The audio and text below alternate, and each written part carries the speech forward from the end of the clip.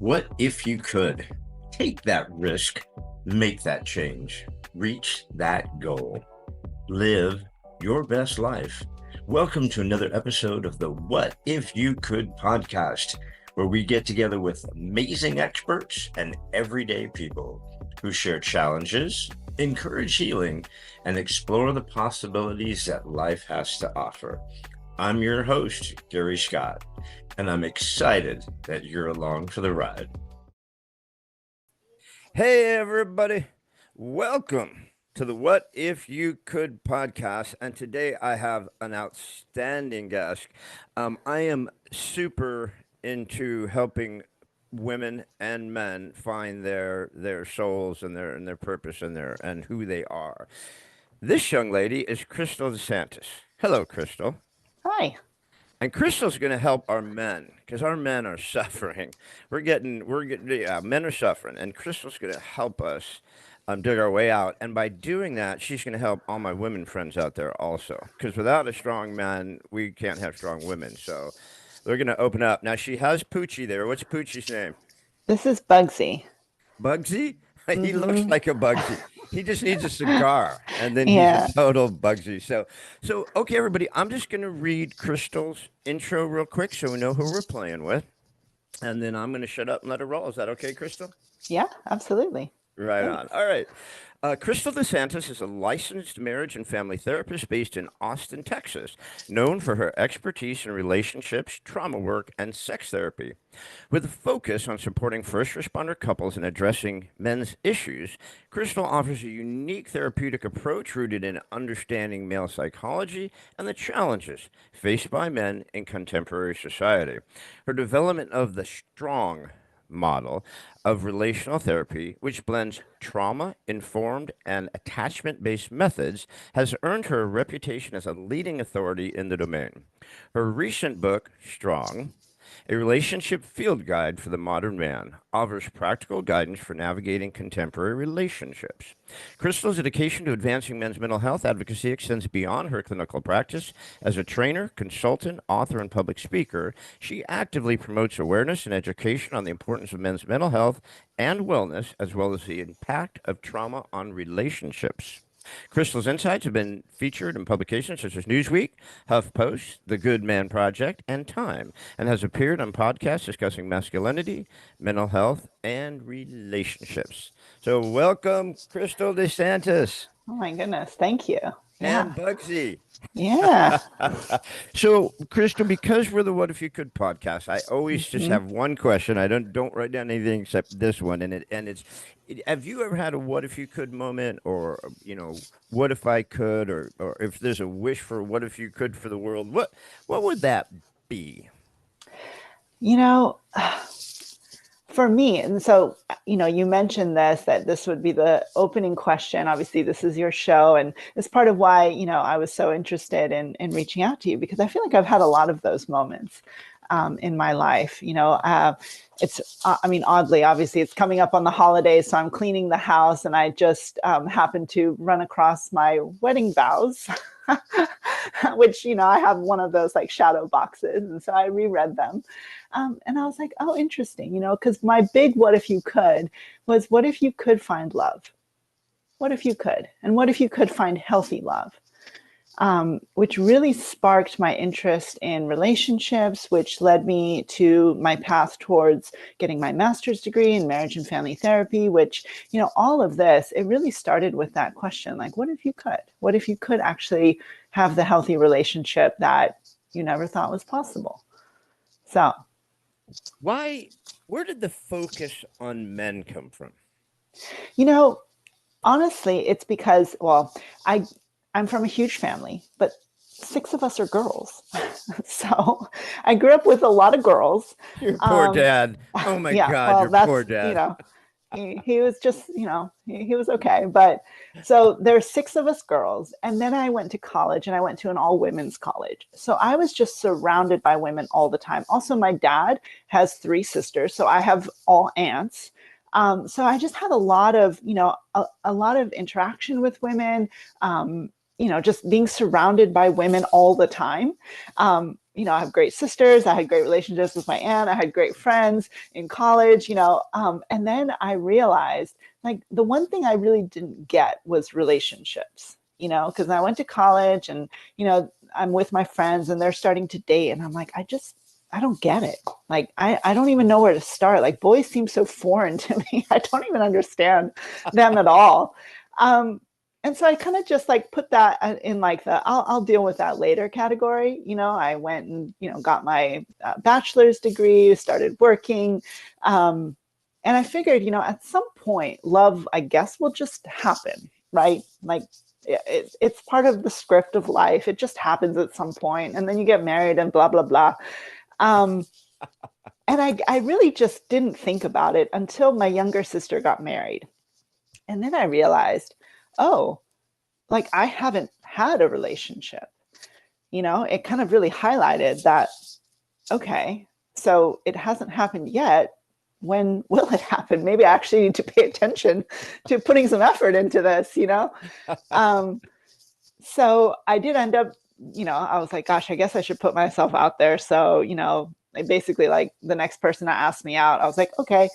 And of course, that relationship just went terribly because, it was basically like, you want to date me, I guess. So no awareness of, what makes a healthy relationship, what he even liked about me or what I even liked about him. So it was just a very, like, yeah, I mean, it was just a 3-month relationship that I was like, wow, I really don't know how to do this love thing at all. I'm terrible at this. What was your parents' relationship like? Were they lovey-dovey, or were they hands off, or were they so busy with so many They, freaking kids they couldn't yeah, be? What was theirs like? What was your example of like a relationship? they did have a traditional relationship. So dad was the primary breadwinner. Mom was the stay-at-home mom, obviously, with, as many children as she had. But part of that was also that they didn't really have a healthy relationship, right? It became very compartmentalized. Mom was mom with the kids. Dad, was out working and having his friends and having his life outside of work. And they just didn't have a healthy dynamic at all. So, and I, when I was growing up, I was like, I am not going to be a mom with like, I love my mom. She is wonderful. Like if you pick, like the best mom ever, like her photos in the dictionary, she is amazing. But If we Googled your mom, if we Googled best moms ever, your mom oh shows my up. God, seriously, wonderful, and my dad did the best he could to provide, but their model of relationship, I was like, no, no, no interest. you know, Yeah.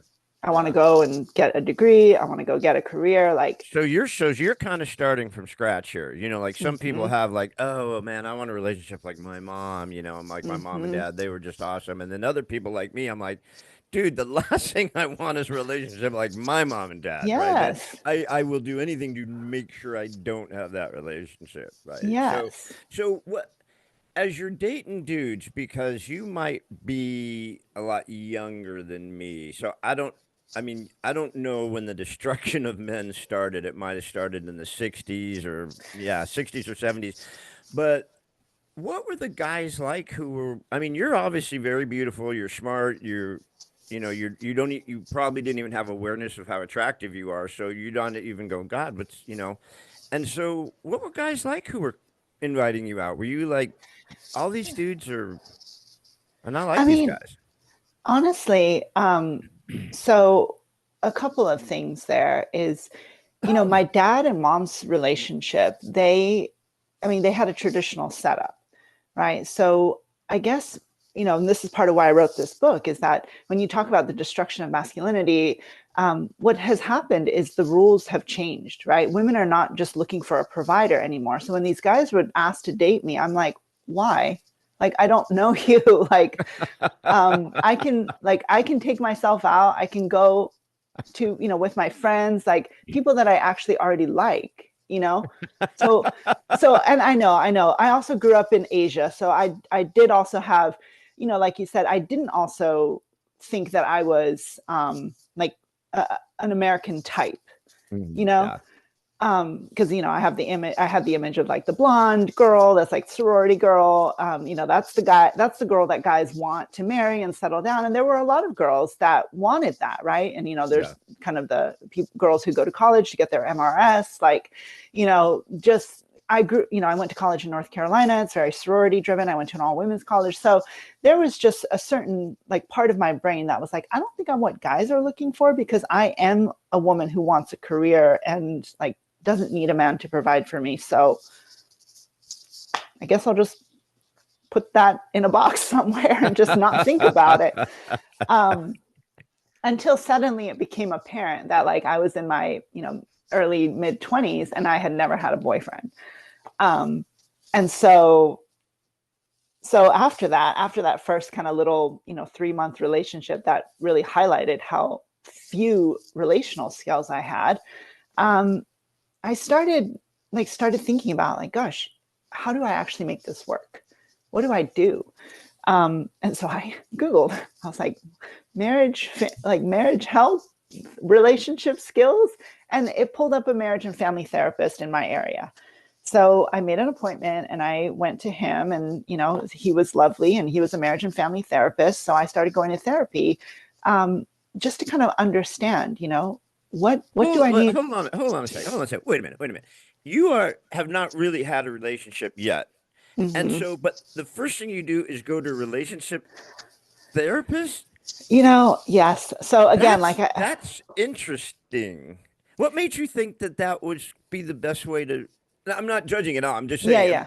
it's interesting. What makes you think that would be the way to go? All right, maybe this guy will help me guide me towards what type of relationship I want. Is that what you're thinking, or how to do a Yeah, relationship? exactly. All of that. Because I guess, also coming from a different culture, I also realized that I didn't understand American dating culture. I didn't really know exactly where I would learn that. Obviously, I went to college and learned other skills. So I was like, maybe there's someone who can help me learn skills, which honestly, I love teaching that to my clients now, right? Is that Mhm. there, there are relational skills you can actually learn, right? And there are people like marriage and family therapists who can help you get better at those skills. Because so many people, like I was, kind of operated under this idea that like when you fall in love, like it just happens. Like you just get the magic download and you just then, when it's the right person, it's right. And there's a little bit of that romantic fantasy that, when it's the right person, you will be able to kind of vibe together. They'll be able to read your mind. You'll be, that kind of will finish each other's sentences. Love is the thing that gives you the skill. And, I did like this guy that I ended up dating. And I was like, and I still don't have skills. I don't understand. So, there's maybe a part of me that's very, like I very much value methods, skills, efficiency, which is why I ended up writing this book and creating a model, because, I'm like, I like to break things down into their component parts, right? Yeah. So like, if I want to understand how to get from A to B, I want to know like what's the process. So that was, going to Well, therapy for me. God, there's so much here I want to dig into, but I'm not going to because I know we're short on time. So I'm going to jump right to the book, as Okay. much as I don't want to, because there's so much there. However, so let's get to this book because Yes. I love my men. Mm-hmm. Not like that, you guys. Well, all right. Well, you try anything once, but I mean, I love my men, but I really love my women, right? I mean, Mm-hmm. I was married to my first wife for 28 years before cancer took her. Mm. Then I was single for the first time in my life because we were really young. My wife was 18. I was 21 when we got married, so I was really young. And then we were together forever, right? So we grew up together.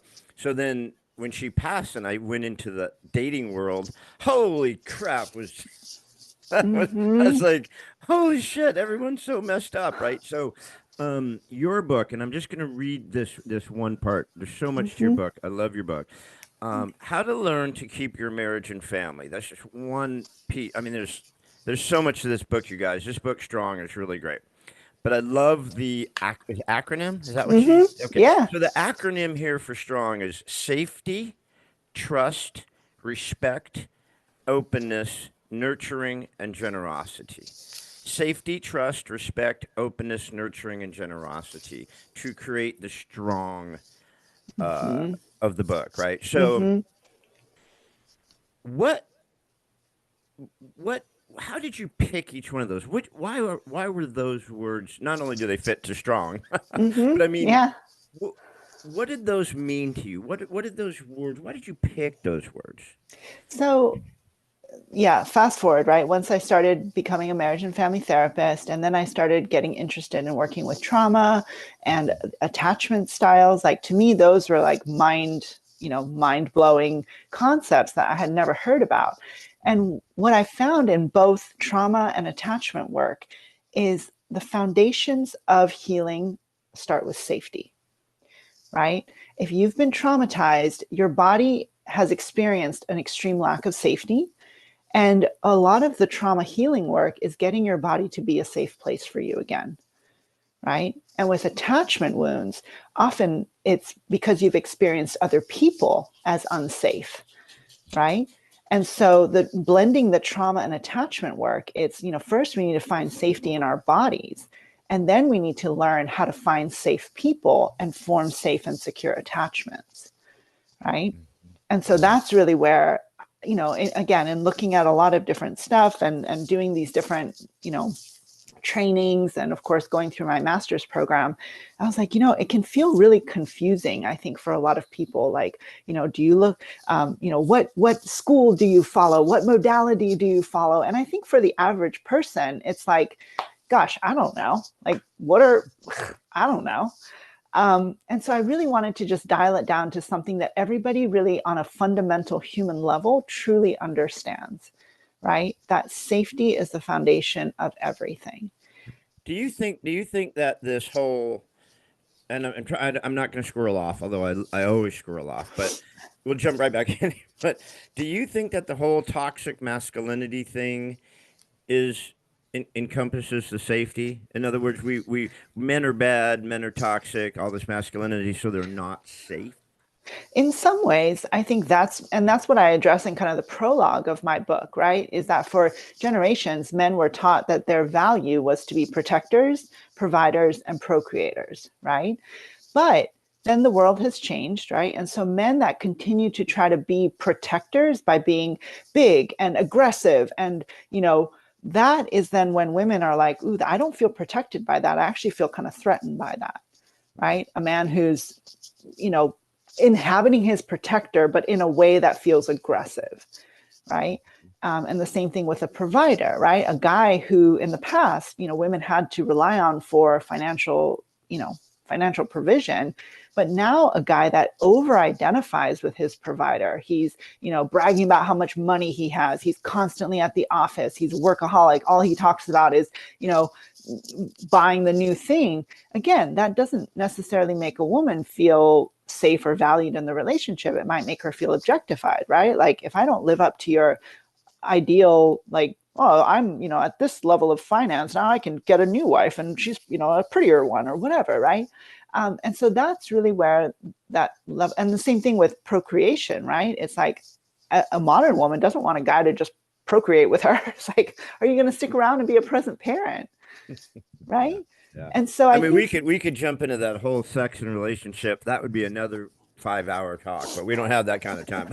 but yeah, but because really, I mean, sex now and relationships is just so bizarre. Like men are trying to be, oh, I'm the gentle, I'm the new age man, and women are like, dude, no, I want a dude, right? I mean, I totally, want a guy. totally, If I wanted to be with a chick, I'd go be with a chick. All right, you got to man up totally. in the bedroom a little bit. Well, and this is kind of what had happened, right? Is that, there was this kind of, over identification with this like aggressive, like quote unquote toxic masculine. But then the guys who didn't want to be lumped in with that just went the opposite, right? They just went the opposite way. And so part of what I write about in my book is, women still want protectors, providers, procreators. It's just how can you do that in a way that enables safety rather than threatens her sense of safety, right? How can you be assertive, not aggressive, right? Mhm. How can you provide, but not just financially? Can you provide emotional support? Can you provide in a different way, right? How crazy does that lead right into trust? That leads right into trust. It does. You have to trust you're safe with that person. You have to Absolutely. trust they're going to survive. You're going to provide. You're going to have to trust that when you do have children, they're going to be there to be a supportive spouse. I mean, A that's hundred. from the safety Yes. leads to trust. I can see a pattern here. I can see something happening Exactly. there. Exactly. And that's really what I wanted to create, right? The safety is that trauma piece, right? When you're all activated and you see the world as an unsafe place and other people, and basically, there's this quote that I put in the book, but I think it illustrates it perfectly is, trauma rewires your brain from seeking connection to seeking protection, right? And so what I see and what you've maybe experienced is that there are a lot of people out there who say they want to date, but they're really in protection mode because they haven't dealt with the trauma of, maybe what they've gone through in their lives, which that's part of why I have this trauma informed approach, especially in working with men, because, a lot of the men I work with are first responders, they're veterans, they work in these really hyper masculine fields where it's almost like, oh, trauma is just like, it's part of the job, But I'm like, like it really profoundly impacts the way you interact with the world, right? Because if the world is unsafe, it's absolutely counterintuitive to our survival instincts to walk around being vulnerable. That's just dumb, right? Yeah, yeah, it is. It's very dumb. Right. But there it is, right? I mean, the gals, I did the complete crash and burn, right? My wife died, and like 3 months later, I was in a relationship, and 3 months after that, I proposed. Now, Wow. everybody is in complete panic mode. Mm. Like, dude, no, what are you doing? And they're mad at her. They're mad at this gal who's a great gal who I'm still friends Mm-hmm. with, actually, even though I had to Mm-hmm. break off the engagement because they're like, what are you doing? His Mm. wife of 28 years just died. You accepted his Mm-hmm. proposal? This guy's a complete crash and burn mission, right? Which I was. Mm. And then I only dated three other young gals after that before I met my wife. But each one of those young ladies, I'm still really good friends with. Mm. And but they were also we were never gonna get there. We were Mm. never gonna get. I mean, we're talking we're talking container size baggage. We're talking shipping, you know, boat boat Yeah. baggage like you see at the Yeah. terminals, right? I'm like, Mm-hmm. dude, we're gonna be friends, but we're never gonna unpack all this shit together because the Yeah. trust. They couldn't trust anymore. They'd been burnt so many freaking times, right? Mm-hmm. Well, Not and gonna get that's there. and on. I mean, it sounds like on both sides too. It sounds like maybe there was some trauma that you kind of dived right over, right? And this Oh is yeah. really, yeah. And this is what I say is, you can't bring the safety if you are the chaos, right? And this is Wait. so Would you mind repeating that? well. You can't bring the safety if you are the chaos. You cannot bring the safety if you are the chaos. Mm-hmm. Everybody write that down. That's Yeah. awesome. Well, and that's again where, like, fundamentally, as humans, we all want those safe and secure connections, right? We all want to be safe enough to be accepted, be ourselves, be vulnerable.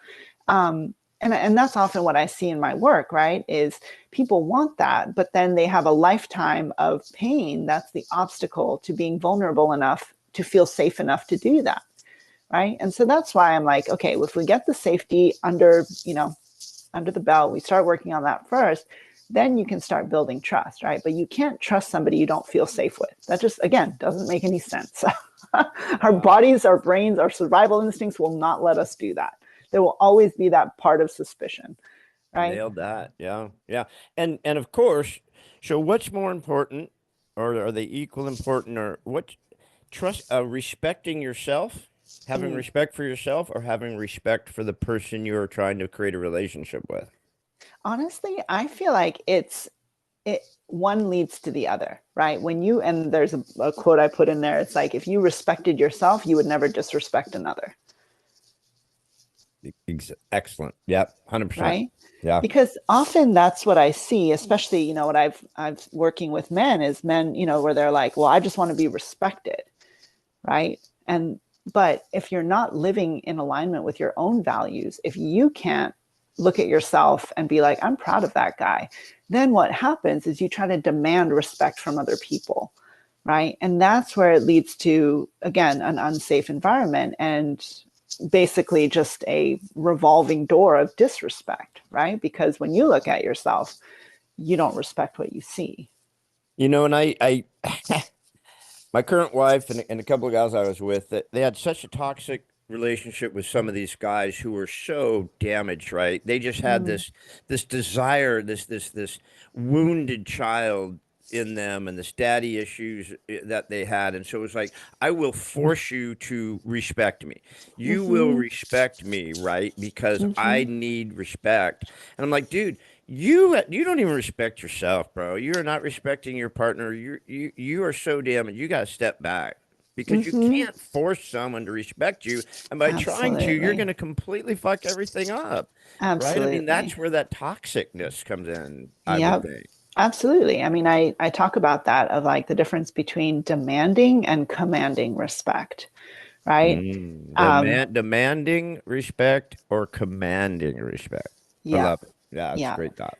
Um, which, I when I was writing this book is, I don't know if you remember, but it was back when the Oscars was happening and Will Smith slapped Chris Rock, right? And I was like, that is a perfect example of a man who attempted to demand respect and instead made himself look like a fool, right? If he had walked up there and commanded respect by saying like, "Hey, Chris, my wife has an illness, and I'd appreciate it if you would, take this moment to raise awareness of the illnesses that people have that, result in hair loss, alopecia, cancer. Like, you don't know what people are dealing with." I think we would have a very different conversation about Will Smith right now, right? Well, how about just let's take that to the back after the show and we can chat about it. I mean, you guys have known each other for 100 years. You're Mm-hmm. friends. You guys really, is that where you needed to go with that, Will? Exactly. Mm-hmm. That was really bad. And that was he was disrespecting his wife, disrespecting his family, disrespecting the audience, disrespecting his friends. He Uh was huh. there. He was that was no way to earn respect. Like he was going to man up. Exactly. Exactly. But there's so many, scripts of masculinity that say that that's the way to gain respect, which again, if you try to bring that into a relationship, right, of bullying or demanding or using physical violence, then once again, we're back to the beginning of now the safety has been broken. Now they can't Yeah. trust you and now they don't respect you, right? And it was I had a young lady, a good friend of mine, and you know, her husband at the time basically because this gal had closed off so much because just everything was just such a shit show and she had shut down so much. And the only way he felt like they were communicating was through her breaking down. So it was Mm, like berating her into the point where she started crying was like, okay, I got some emotion out of you. And what a horrible way to do it, but it was like yeah. we are so emotionless in this relationship. It's like Hmm. me berating you to the point of you crying, at least you've shown emotion, right? And I'm like, Hmm. you are just such a sick fuck. I mean, you guys, like, Totally. thankfully she left him, but I mean, honestly, Hmm. that was bizarre to me. Yeah. And But that's just the again, desire, just the desperateness to say absolutely. some sort of emotion out of your partner, Exactly. right? Exactly. And I see that often in high conflict couples, right? Is people that are at the core desperate to connect, but have no maybe understanding or skill or tools of how to do that in a safe way. Right. So they go the unsafe route. They start screaming at each other, they start berating each other, they start yelling and all of that. But at the core is I desperately want to connect with you. And I don't know how to do that, right? I don't know how to get you to open up to me. I don't know how to get into your mind. I don't know how to understand you. And so that's really a lot of the work I do. I mean, I practically, I'm like, I help couples have high stakes conversations in a safe way. That's what I do as a couples therapist. I help remove the obstacles to connection. And that's probably where the openness comes in, eh? Mm. Yeah. To the O after Yes. the R. So now we, without Absolutely. the openness, I mean, with the Hmm. openness, that barrier, you could take that barrier down, right? But at Absolutely. some point they lose that openness. Maybe they never even had it, right? Exactly. I mean, that's something else is that, there are so many people. Well, first of all, the openness is that recognition that, if you're going to be with somebody for 28 years, you're going to change. You're going to see them change, right? And you have to have a structure where you can talk about the changes that are happening so that you don't grow apart, right?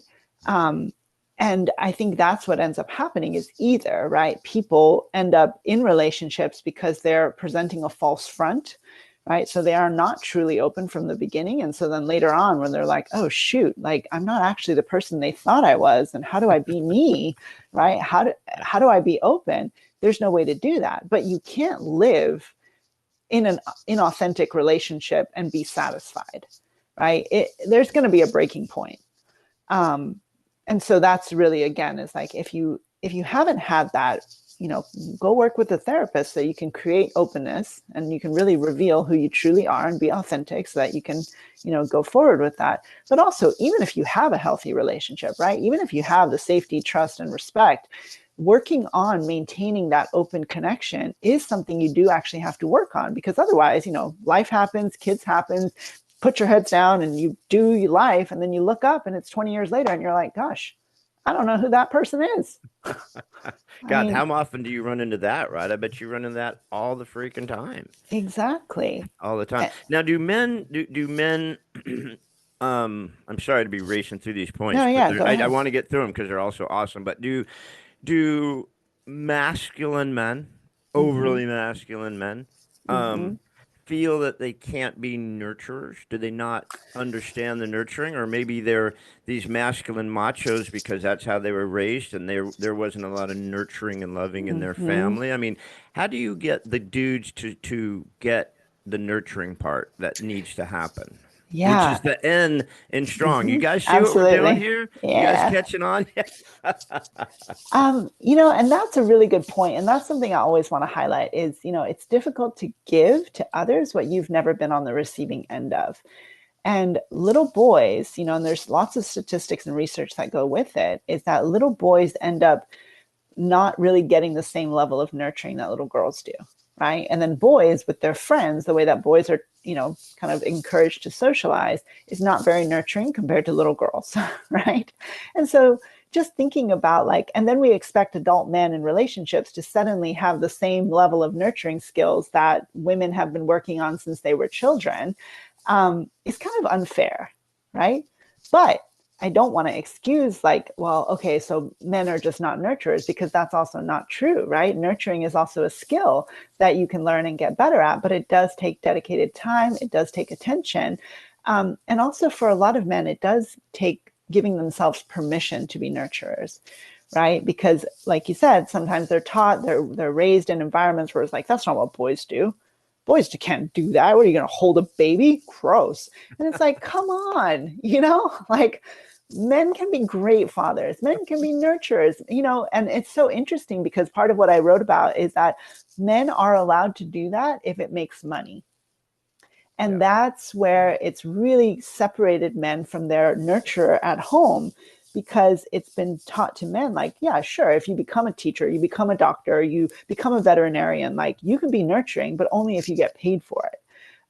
Which again is a whole commodification of men and objectification of men in that way, but also just a fundamental separation from men with their natural nurturing instinct, right? I mean, I Yeah. put a study in, and that was one of my favorite chapters to write because there was so much research that, up until not that long ago, parenting books were written for men, not for women, because men were considered, right? It's like, you are the father, you are the leader. It is up to you to make sure that, your wife is in charge of keeping them fed, keeping them dressed, keeping making sure their faces are clean. But you as a father are in charge of their moral instruction. You are in charge of who your children's characters end up being, and so a lot of that nurturing was really focused on the internal structure of, what does a parent do? Is it you prepare your child for life, right? You prepare them to be a good member of society. You prepare them to be, a good person.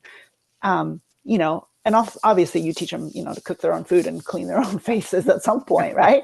But it was a recognition that there is a dual aspect to this, right? There's the internal and the external, and both parents have to work together to provide the nurturing to help a child thrive, right?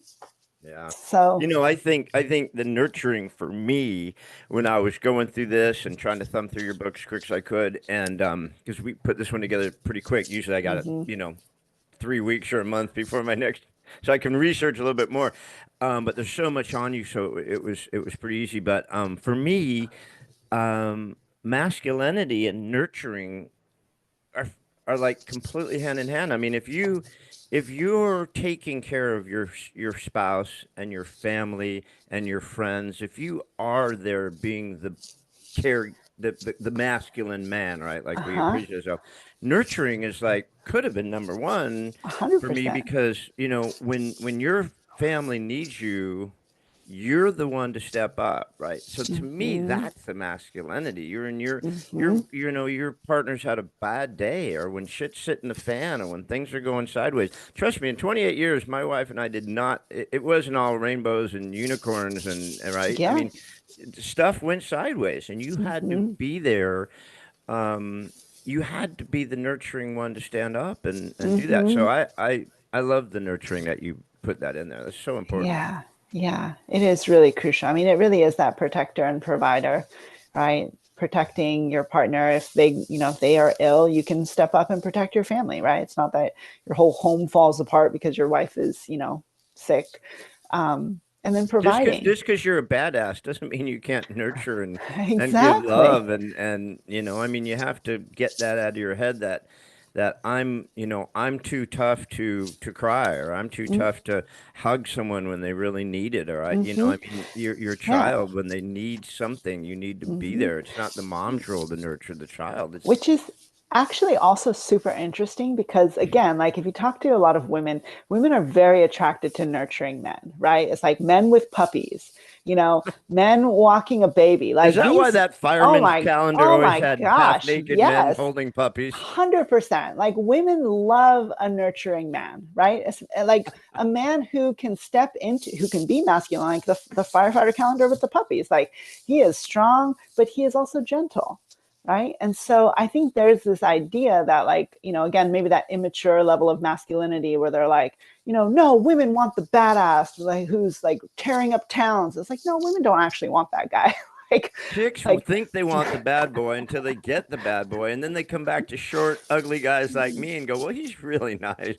I guess I don't need the tattoos and the Harley and all that shit." But that's really not fair. Now that I think about the calendar with the hot firemen who are rescuers, who are heroes, yeah. and they got a great body, and they're holding a puppy. This is bullshit. All right, I'm not.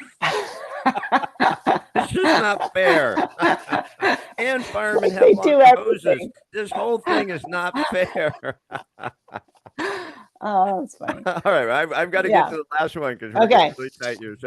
So again, I'm with Kristal DeSantis. This is so great. I can go down 1,000 rabbit holes with you. So we've got our strong book. We've got the strong method. We have safety, trust, respect, openness, nurturing, and our last one, G of the strong, is generosity. Yes. Yes. Which, again, I wanted to name that, like, for men who are like, oh, great, of course women want generous men. I'm like, yeah, yeah. But generosity, in the way that I talk about it, is not financial provision, right? It's not gifts.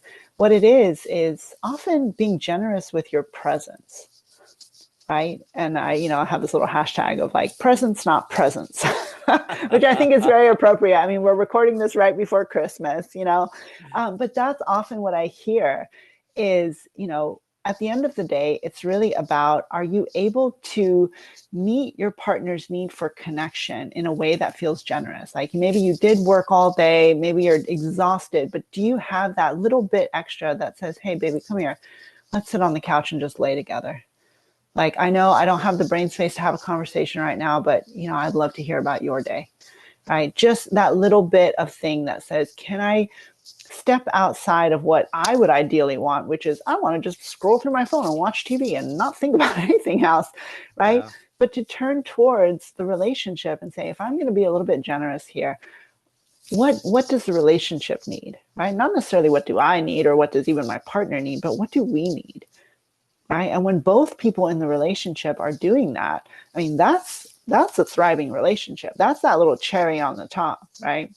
Because I often say that, it's like generosity is kind of the opposite of selfishness, right? Selfishness is like, what do I want? What do I need? How can I get mine? And I see that couples sometimes fall into that real tit for tat, right? Well, why do you get to go to the gym? I don't get to go to the gym. And it's like, okay, hold on. If we're using a generous perspective, it sounds like working out is important to both of you.